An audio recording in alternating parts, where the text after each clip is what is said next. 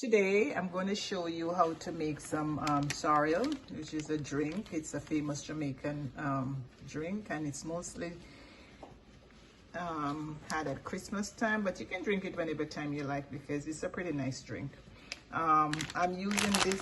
It comes in a package. It's dried, and this is a brand I have today. They're varying brand on the market that you can get like at the Jamaican store, and I see I'm using this one, and this is an 8-ounce package. I've emptied the package in this dish here. It's like a colander, and I've rinsed it off. Don't wash it, scrub it off, but I just use the spray, this faucet spray, and just spray it off a little. So you'll notice I rest it in a plate because it's going to drain a little bit, and I don't want to waste it. I'll put it in into the pot. Next, you're going to need some cloves, and here I'm using like a tablespoon, which I think would be adequate for what I'm going to make.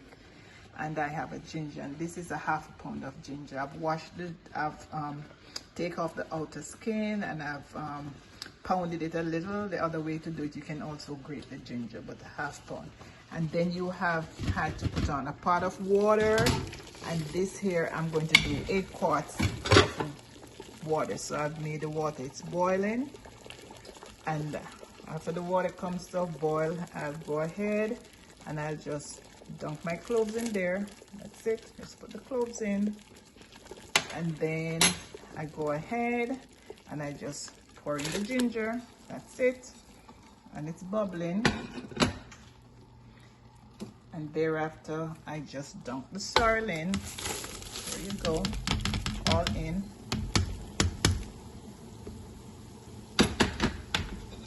Going to follow it with whatever juice was right there. I don't want to waste anything.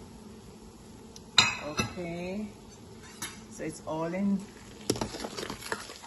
and you give it a little stir.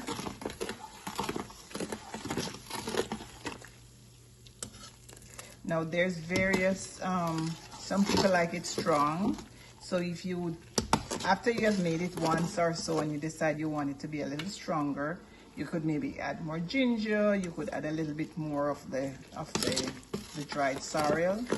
But this is 8 liters of water, which is a little bit over 8 quarts. 8 liters doesn't equal 8 quarts. It's a little bit over 8 quarts, so just be careful.